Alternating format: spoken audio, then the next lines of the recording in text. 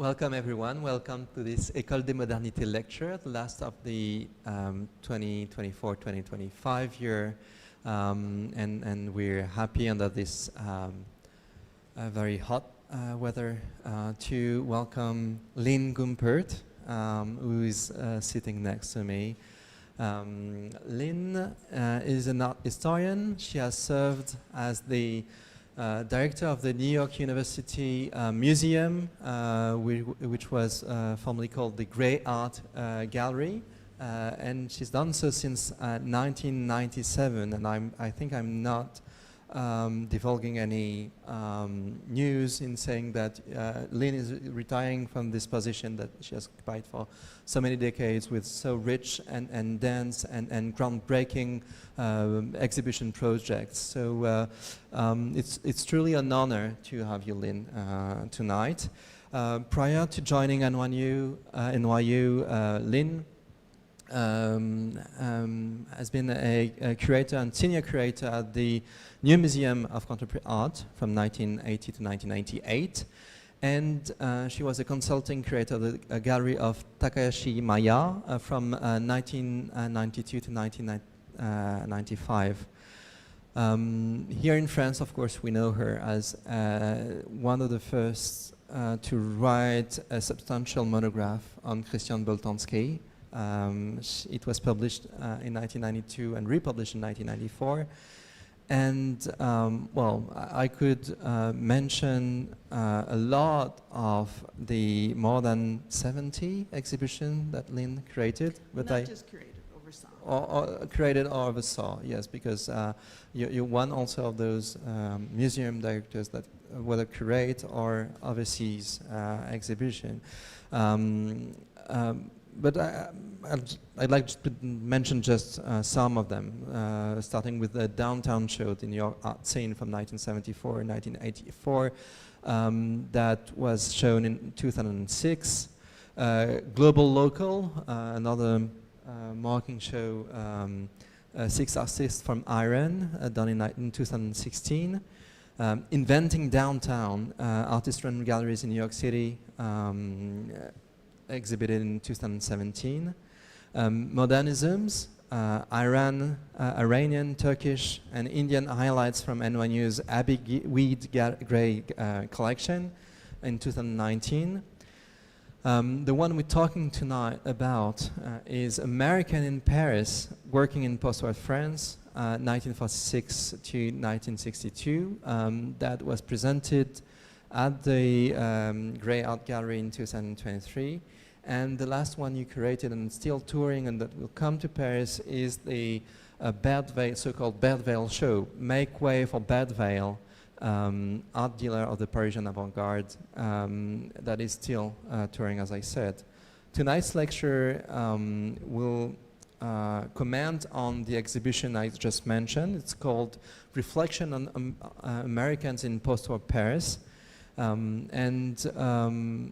I think it will highlight the numerous aspects that you brought to light in the exhibition, thanks to the thorough research you've been doing for almost more than a decade, I think, for the preparation of the show.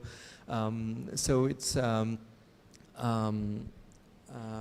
thorough work that you did that not only promoted undermined artists, but also showed tendencies and aspects and connection that were overlooked before. So I won't say more on this show that encompassed more than 130 works. I'll let you introduce us to the subject. But again, I'd like to thank you, Lynn, for accepting this invitation and also welcome you to Paris on a more permanent basis. It's an honor and a pleasure to have you here tonight and for a bit more than this. Thank you. Thank you, Hugo. I will say that it has been an interesting journey, and one, as Hugo mentioned, is almost some 10 years in the making, not quite.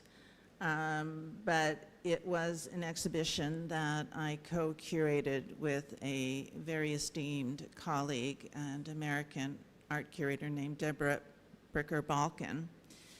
And I want you to remember this picture on the cover of the book, which I can show you here.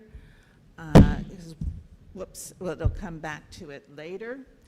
But the very genesis of the exhibition actually began in 2017 when a colleague, Melissa Ratcliffe, who was a professor in Steinhardt School and Studio Department at NYU, had approached me some 5 or 6 years earlier than that to say she really wanted to look into how artists created their own opportunities to exhibit in the 50s and created what we now know as artist-run galleries, which had not existed. And so this was a show which is also accompanied by a major tome, but was, I think, also very informative and changed the way I understood art production in New York in the 50s and 60s. So this is the entrance to the exhibition. In our older space, we have recently, with actually Americans in Paris, moved to new facilities on 18 Cooper Square. If you haven't yet seen them, next time you go to New York, look at them. They're really vastly improved, beautiful space, which gives us a little bit more opportunity. And so Melissa, as the guest curator, had looked into a number of galleries that started being formed in the 1950s, including the Tanager Gallery, which is perhaps best known for having, again, Irving Sandler as one of the founding members and who sat at the desk and greeted people when they came in. And the notion of the artist-run gallery was that in the early 50s, it was thought that collectors would not go downtown. All the galleries were on 57th Street. And it wasn't until 1951 when Leo Castelli organized a drawing show that actually artists were amazed, but they came downtown and around 10th Street, where a number of these artist-run galleries were located. And so you can see by the caption that we have a number of these artists who then would pay fees and take turns sitting at the front desk, et cetera. And so we have these opening gallery shots, the installation shots, followed by, again, an Alex Katz and Pearlstein on the right, and an interesting group of artists. Another one of the early artist-run galleries was called the Brata Gallery. And so this is a slide where you have, from left to right, on top, Sal Romano, Ed Clark, Al Held, and then Robert Whitman, and you get a peek of a Kusama on the right. But was shocking, or what was, I shouldn't say shocking, but what was revelatory for me was in walking through the show, was to realize that a number of these artists had actually come back to New York in 1952, that they had been living in Paris. I, of course, knew that there were artists such as Ellsworth Kelly and Joan Mitchell, all the big names that came readily to mind, but I did not know that Sal Romano was there, that Ed Clark was there for 5 years, Al Held was there for 2 years. And so I was walking through the show with Debra, and she mentioned that she had just finished curating a show of Mark Toby that had been on view at the Venice Biennale at the Guggenheim Foundation there, and that he too had spent 4 to 5 years in Paris. And so we thought, well, how many other artists are there? And we started to look into it and realized that there had never been a show on Americans who moved to Paris after World War II.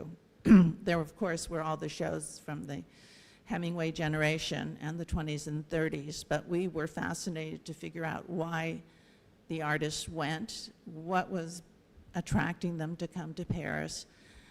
And as we started doing our research, we found out that there were over 400 Americans in Paris. And because the number was so large and we knew we couldn't do such a huge exhibition, we decided to focus only on artists who went for the very first time to Paris after the war, and not the artists who had come before, like Calder and so on, because it was just too many.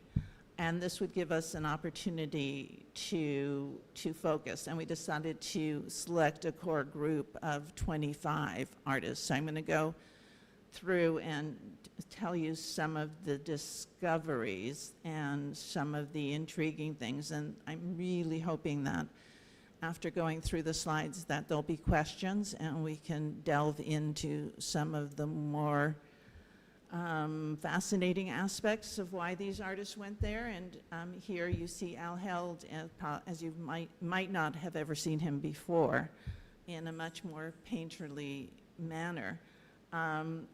When we first started looking at Al's work at that point, he was very specific about wanting to get away from the McCarthy-era 50s in the US, and mentioned specifically wanting to distance himself from that. In 2017, when this show opened, it was also, I remember being incredibly depressed because Trump had just been elected, unfortunately, for the first time. And I was wondering if, with his America First and his isolationist policies, whether or not artists were going to leave New York again. But it turns out that for most of the artists, it was really the GI Bill which was fundamental. So the GI Bill was enacted in '44 and allowed artists, servicemen mainly, there weren't women, were not included in the program, who had served during World War II to be able to further their education. And they could further their education in any city that they wanted as long as they were enrolled in an art school. So a number of the artists actually, some of them, Jack Youngerman, for example, Paris was not his first choice, but the art schools in the US were full, and the great thing about Paris were the academies, right? These private academies where you didn't have to apply for a year in advance and wait to see whether or not you were accepted. You could just go over, enroll, and this was a boon also for these private schools, this influx after World War II and after the occupation, for them to have money that was provided by the French government.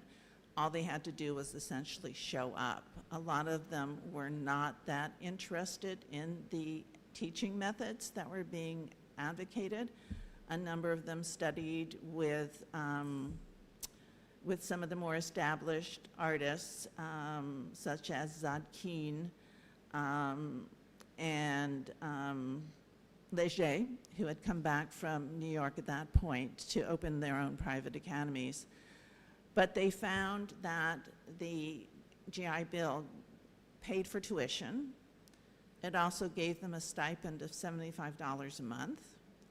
It gave them a one-time book allowance of some $30 to $40. The left bank hotels were $1 a night. It was really cheap to eat in Paris compared to New York. And for a lot of these artists, it was the first time that they didn't have to have a day job, that they could just come and paint. So that was, you know, a big, big plus in their eyes. So Ed Clark, I had not been familiar with his work before the exhibition. He came over and spent a good 5 to 6 years there in making this transition. And, you know, Debra in the book and the essay, which I encourage you to read, she did a really amazing job. She was the lead curator for the show and did the majority of the research. Found out that also talks about the other Black writers and musicians that also came over along with the artists, where they felt that Paris was more welcoming and open. And so you start with Richard Wright, and you have Gertrude Stein being one of his visa references.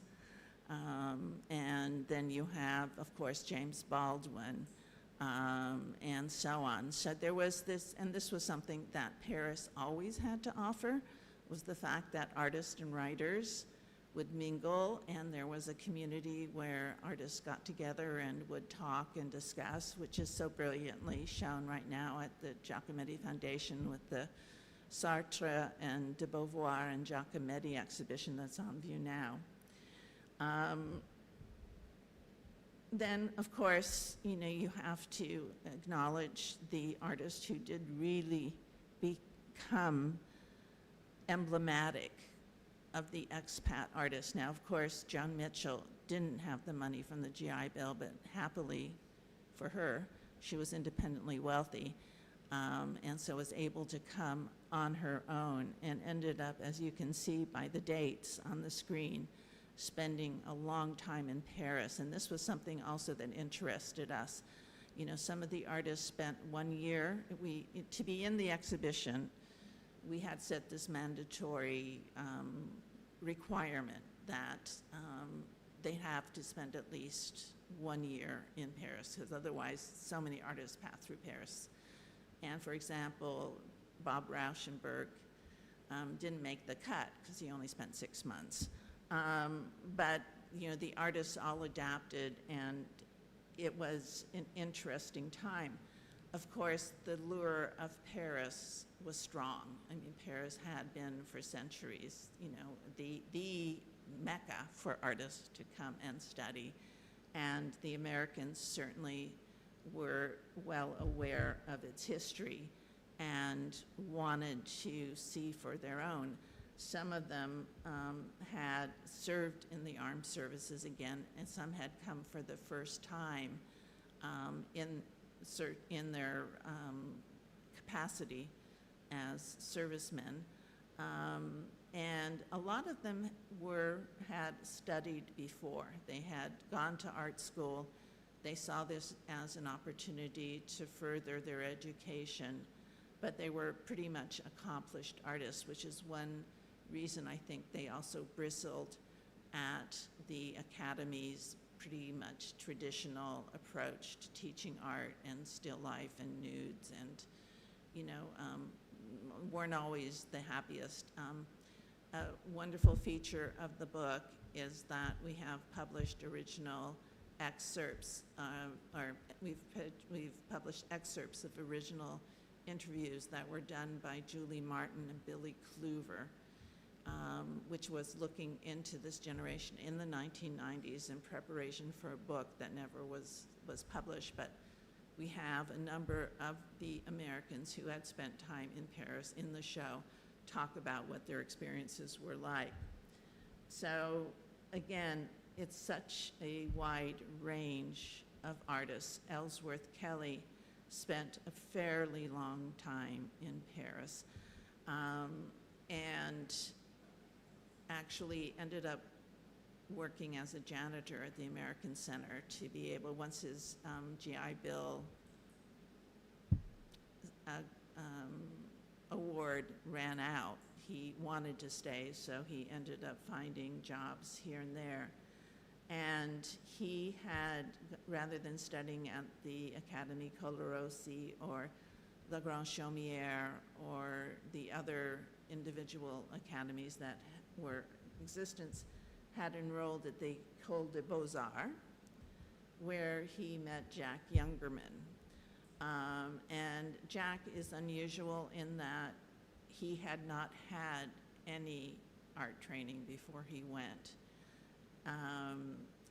Ellsworth Kelly never really learned French, from what I understand, whereas Jack Youngerman became more integrated into French society because he had fallen in love with and married the actress Delphine Seyrig.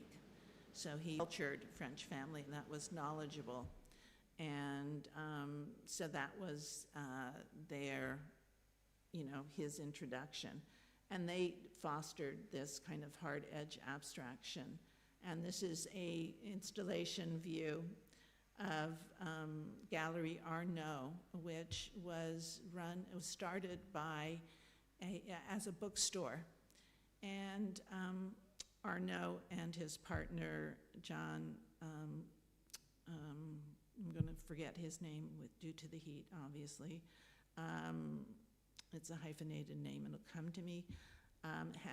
Were running the bookstore, and Youngerman and Kelly convinced them to turn the basement of this bookstore into a gallery and painted the cave, essentially. Did 3 or 4 coats of white paint and had 2 subsequent one-person show. It was Arnaud and John Franklin Koenig, his partner, who is American, who also started Simez, which was a very important journal of the time. That was published first in English and French, and then eventually published also in Spanish. Buford Delaney, another artist, moves to Paris and becomes friends with Baldwin and a number of the writers there. Had a somewhat challenging life, but again, really ended up spending a substantial time in Paris. And found a studio, I think it was in Clamart on the outskirts, and was able to find some peace there and continue to create his work. And then again, find a community of expats, of Americans who supported him and who had this sustained ongoing relationship. And then it was great fun to find out that there were individuals like William Klein, who actually started out as a painter. We know him as a photographer, who left us a few years ago. But the painting on the right was a painting that he did study with Léger, Fernand Léger. And he was then started to actually take photographs to, I think, earn some money, and became really interested in the abstraction and experimented with abstraction and photography. And one of the great, I think, coups of the show was being able to show a maquette for a multi-paneled photographic installation that was shown at the Salon des Réalités. So the salon, you'll see come back when we get to the salon section, was one of the few options for Americans to show their work. The French galleries were not, nor the French, were not terribly welcoming. But you could submit your exhibitions, submit your works into these juried exhibitions and have the chance to see it outside your space. And this was a really important show for William Klein and led to his experiments and his career as a filmmaker in addition to photographer. Paul Jenkins, again, another artist, more well-known, very beautiful early works that he did in Paris, and he's somebody who went back and forth and spent a lot of time over the years. He maintained a studio in both New York and in Paris. And I think these early works that we were able to get for the show were some of his best. And then I was delighted to find that, Nancy Spiro and Leon Golub went to Paris. So by this point in the chronology of when the artists moved to Paris, we started in 1946, which was when the first GIs went. But by the time that Nancy goes in 1959 with Leon, she'd spent some time earlier in 1949, they had been working in Chicago and felt that Paris might be a more hospitable environment for artists working in a figurative manner, because of course the other major development that's occurring at the same time is the development and quote-unquote triumph of abstract expressionism. So she and Leon found that it was a great place to work, and did spend a good deal, 4 or 5 years. In fact, I think their 2 sons were born here, and so Paris was a big part of their lives. So going back a little bit in time, these slides were organized in a little way, kind of in a way to show some stylistic affinities. And Kenneth Nolan was pretty early on. He spends only 1 year in Paris. But again, I was surprised to learn that he had spent an entire year in the city and was again studying painting at one of the private academies. Most of the artists, when you read what they had to say, really relished the opportunity to, again, have time to paint and not also do a day job. Mark Tobey, as I mentioned earlier, was one of the oldest of the artists who went to Paris, and he spent time, between 54 and 55, and came back in 58 before settling in Switzerland. He did not like Paris, and is pretty vocal about it. Other artists were more mixed, but I think, as James Baldwin wrote, the opportunity to spend time abroad is where you learn to accept yourself and learn what it meant to be an American. And I think Tobey realized that he really was American, and he was affiliated with the so-called Pacific School, but realized that he had more in common than he had previously thought. We were really pleased to learn that Carmen Herrera had spent a significant time in Paris. She and her husband came over. I think her husband had a Fulbright. Not everybody came over on the GI Bill. Some of them came over on Fulbrights or other fellowships. She was in Paris able to really hone her vision of abstraction. She was, of course, born in Cuba, had married an American, spent time in New York, was pretty isolated as a woman, and a woman from Cuba, but in Paris was able to connect with a lot of the South Americans who were here. I mean, one thing that needs saying, of course, is that Americans were not the only expats to come to Paris. There were nationalities from around the world that congregated in Paris, as they had throughout the 20th century and into the late 19th century as well. So there was a very, very large mix. But for Carmen, it was the artist with the Salon de Réalité Nouvelle, which hit a real connection for her, this interest in geometry, in hard-edged geometry. She was still experimenting and doing different kinds, but finding her voice.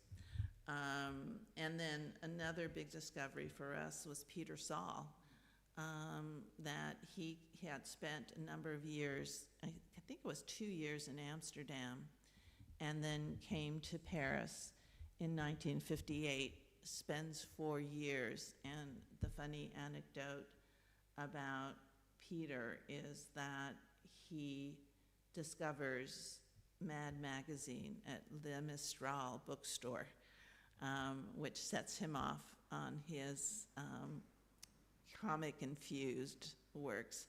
But as you can see here, there's also references to Guston and to experimenting with figuration. He came to the opening. He was one of only 2 artists who are still with us when we had the opening to the show, and was really enthusiastic about it.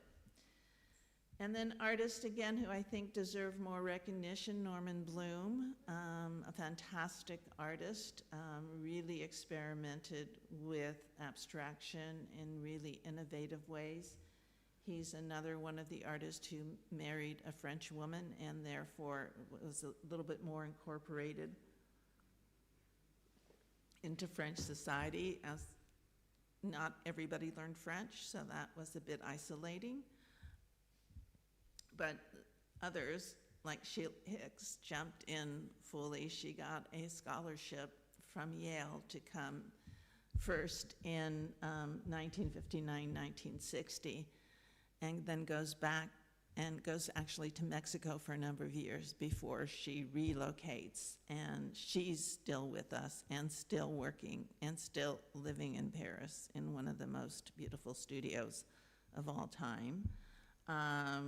And she talks when we, so Hugo also asked me to talk about our research methodology in terms of approaching it.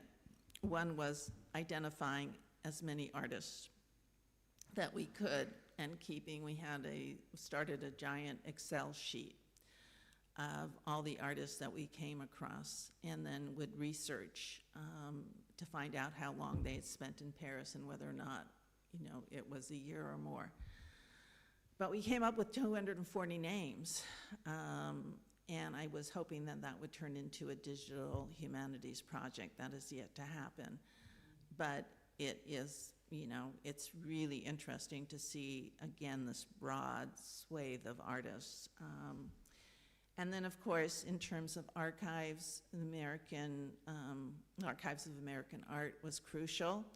One of our guest essayists was Elise Capdevilla, who wrote a book called Americans in Paris, Les Américains à Paris, where she did her primary research, again, on post-war artists at the Archives of American Art. But Debra also went to EMAC and the Ardennes and found some new information there. So essentially, we were compiling invitations, double-checking them. We could not have done this research without 4 incredible graduate research assistants. A benefit of working at a university art museum is you have great talent to tap. They're all paid. And they were able to dig deeper and also search for works. One of the criteria for putting together the exhibition was to find works that were primarily made while they were in Paris, obviously. We had to fudge a little bit occasionally. So somebody who's known better in France than in the US is Shirley Jaffe, who was a long, long time resident, obviously in Paris. And she came over with her husband, who was in the service, and I think he is another one who had a fellowship. But they divorced early on. He continued to support her stay in Paris, And it, for me, was a revelation to see the exhibition at the Centre Pompidou, the retrospective, because, as I said, she is not so well known on the other side. Another favorite discovery for me was Robert Breer, who again is probably known better in Paris than in the United States, even though I was chagrined to find out that he taught at Cooper Union for many years. But he got into the Denise René circle of artists and did some amazing work. He's better known, I think, as a filmmaker, experimental filmmaker, and we did have one of his films. But these figures, the lesser known figures, there were some just absolutely fantastic works in the show, including Ralph Coburn. Had anybody here in the audience know of Ralph Coburn? He was a partner of Ellsworth Kelly, and Ellsworth, they both had studied in Boston, and Ellsworth had encouraged Ralph to come. He was one of the big discoveries in New York. He went back, whereas Kelly came back to New York. Coburn eventually went back to Boston, where he taught at MIT. So he just did not get that exposure in New York. But he did some amazing works. He had these panels that moved around and was looking into the viewer's role in shaping the collector's role, in shaping these moving parts that were that could be rearranged, and also taught typology, interestingly enough, at MIT. And then another really wonderful discovery was a Japanese-American artist named Shinichi Tjiri. And this is where we go back to the photograph that is on the cover, which was, while we had Inventing Downtown on view at the Gray, an artist named Jonah Kenigsberg came and left me a catalog which had the same image on it, saying that it wasn't only in New York that artists had formed their own galleries, but that a number of the GIs between 1950 and 1952 organized what they call Galerie Huit, which was a tiny space on Rue Saint-Julien-le-Pauvre, which you can still see. It's a real small storefront. But the artists, again, took turns sitting at the front. Al Held had his first show there. Bill Haywood Rivers became kind of the unofficial director of this space. And apparently the openings spilled out into the street. And were very, very popular. So Shinichi Tjiri moves to Paris in 1948. He and his family had been interned in the camps in LA, but he enlisted, so desperate was he to get out of the camps, that he was in the group called the Yankee Samurai, and he comes to Europe for the first time, comes back, and studies at La Grande Chaumière, where he meets Harold Cousins. And he does these amazing assemblage sculptures that were really spectacular. So whenever possible, we felt strongly about visiting what the artists we could visit, or visiting the estates of the artists. And interestingly, while working in Paris, Shinichi Tjiri meets a Dutch woman and marries her, and rather than going back to the States, he was pretty bitter about his experience having been interned. He moves to Amsterdam, and they eventually buy a chateau in the Dutch countryside, and we were able to go visit this chateau and sculpture park. The two daughters are very open, and it's been one of the great stories is that his work has gotten a lot more attention now.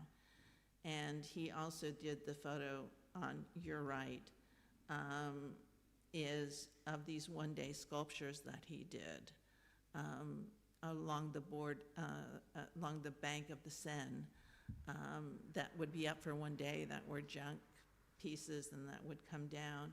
He learns to weld and teaches his Dutch wife, who herself is an amazing artist, who makes welded jewelry pieces and great feminist art, and dies very tragically in 1968, right after getting her first solo show at the Stedelijk Museum, but that's an exhibition waiting to happen. We were thrilled whenever we could find women artists. Again, it was tough for the women. They didn't have the boost of necessarily being able to come over on getting the supplement or the allowance. But Claire Falkenstein is an amazing artist. Again, not so well known in New York because she was from the West Coast, but a great, and she is hysterical when interviewed. She talks about this whole notion of French lifestyle and going to the marché and what it meant to be an artist in Paris in the 50s. And then Harold Cousins, who, as Hugo mentioned, is also in the Paris Noir show.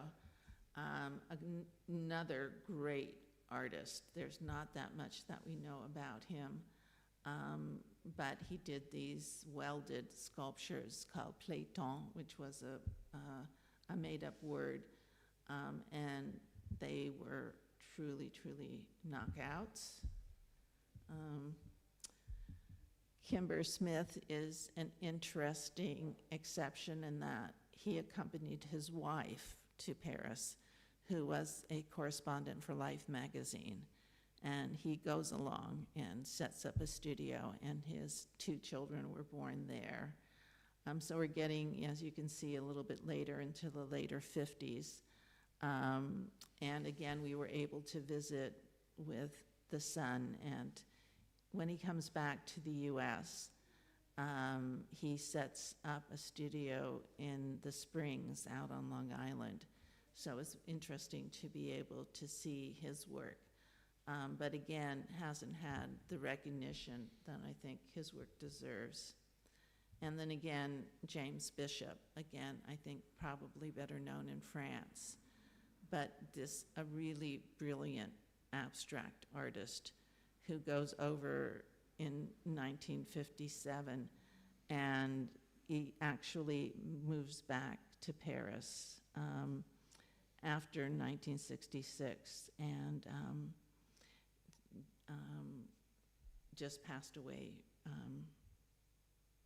4 years ago. We tried to reach him. He's one of the artists we couldn't reach to talk about his experience. So I wanted to mention that in addition to having this focus section of 25 artists, we felt the topic was so rich, we borrowed a strategy that we had used for the Inventing Downtown show, which was to install some sections of the exhibition in a salon style. And this was a nod to the fact that the salon had been, a French invention dating back to the 17th century, and then adapted for the Salon des Indépendants and all sorts, Salon de Mai, Salon d'automne, Salon de Réalité Nouvelle. So this was a installation view of another artist space. So we're back in Inventing Downtown, called City Gallery, that was started by Red Grooms. So again, all the artists that we're showing now that I'm going to quickly go through, all had lived in Paris for a year or more. And it was, again, we felt like we were just getting the tip of the iceberg, that there's so much more research to be done and so many more artists to learn about. So on the left, we have Sal Romano, who we saw earlier in the Bratta Gallery. Whoopsie, I'm going a little too fast. Alfred Russell on the right. And then, of course, Louise Bourgeois, and we claim as an American, so we wanted to include her. She was working in Paris. George Morrison, does anybody know George? An American, Native American artist, did the most spectacular, beautiful, beautiful drawings. It was a bit challenging, and this happens, I'm sure, as my fellow art historians know, is sometimes the families cannot be the most cooperative, and they wanted to charge a huge amount to illustrate works, which is to the detriment, of their artists that they're trying to get known. But George Morrison was a discovery for me. And then we have J. Mildrehugh Weiss, interesting. His wife was Sabine Weiss, who was the Swiss photographer who just recently passed away about 2 years ago, I guess. And he was an American. We were able to visit with Sabine, saw the studio that they lived in, and his painting is now getting a little more attention, as I hope her work as well. Then, of course, Alfonso Osorio, who actually organized the first exhibition of Giacometti at the Studio Fascetti, a Filipino-American artist who is rather amazing. We have 3 photos by Sabine Weiss of Shinichi Tjiri when he did his one-day installations. And then again, another really fun discovery was Joe Downing, who had an office job while living in Paris and made these small collages with staples and paper clips and other office equipment that were sent to us from the Joe Downing Museum in shirt boxes. That was an interesting mode of delivery. Shirley Goldfarb, another great discovery. Émile Caudu, who I was happy to see was included in the Paris Noir show. So Émile goes over to Paris and is a photographer and does these great juxtapositions and superimpositions of photographs. And then we were interested to learn also that Melvin Van Peebles lived in Paris and did this absolutely spectacular movie called Les 500 Balles, which we had playing in the gallery, which was, I could watched it many, many times over a short film. That was about an encounter of a street gamin with an Algerian worker who are battling over or trying to each retrieve a 500 balles, a 500 franc note that has fallen into the sewer. And this reminds me that when we first started working on the show, when I first proposed it, we started in 1946 because that was, again, the first GI to come over. I had thought that the end of the show should be 1968. It was the riots, and that seemed like a date. That was an important date. We were very, very fortunate to be able to do a symposium in the spring of 2000, just before COVID, was that 2019, I think. That was funded by the Terra Foundation, where we had both a public session and then a closed session with experts from the period. And what we learned was that actually 1962 made much more sense because it was the beginning of the Algerian War, that, the riots had been building up. But it was when the Algerian War was settled. And it was also the beginning of the civil rights movement in the United States, and a lot of the GIs wanted to go back for that. So I'm going to quickly go through to allow a little bit more time for question. Barbara Chase Ribou, George Sugarman.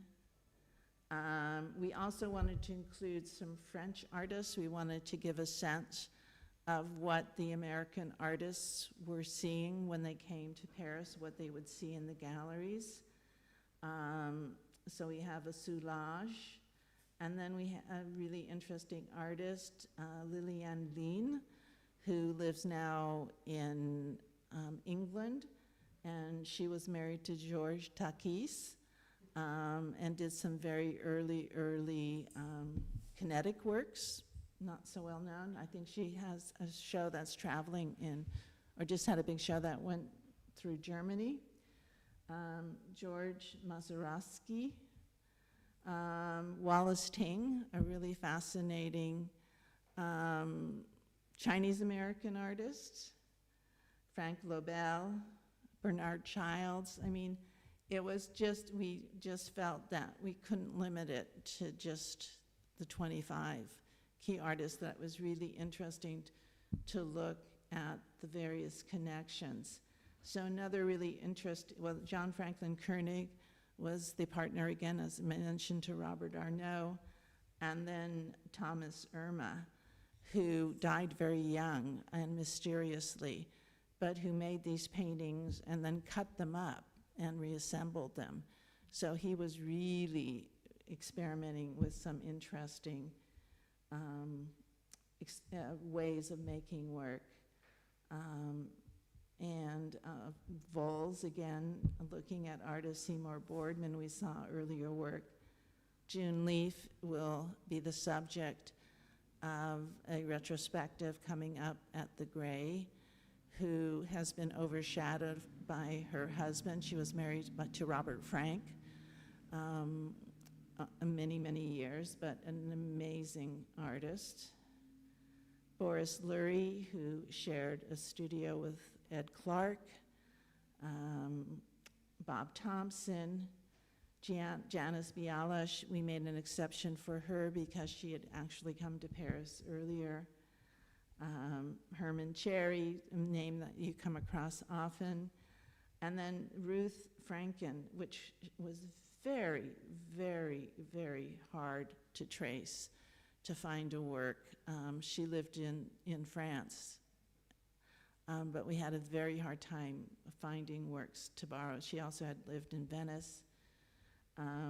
Herbert Gentry, who was one of the first GIs to come over and who started the Chez Honey Jazz Club. Bill Haywood Rivers, or Haywood Bill Rivers, who I mentioned earlier, who was key in the Gallery Wheat. And again, Calcagno. And I'm excited also by Chilemsky on the lower edge here. So the son came to the opening, and apparently he was also very involved in the Gallery Wheat, again, which just lasted 2 years. But apparently, in his home in Arlington, Virginia, are archives, because there haven't been any archives for the Gallery Wheat. So that's for somebody to follow up with and find out what more you can learn about that short-lived space that was so important.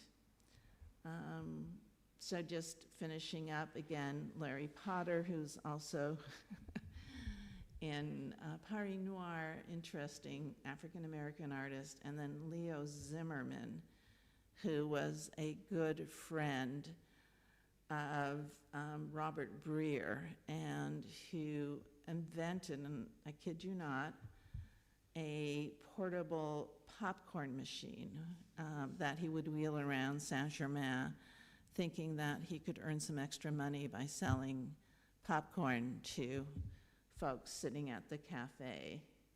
And then just looking again at more of the European artists, and you can see where there is this, ferment and cross-fertilization.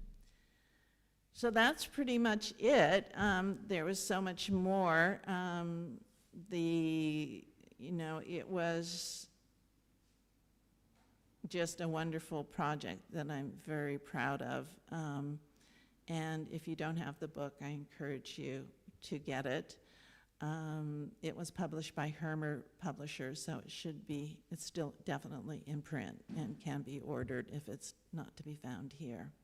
So now I'm happy to entertain any questions. If there's anybody in the room, or if everybody is just desperate to go somewhere cooler, I'm completely understanding. Thank you.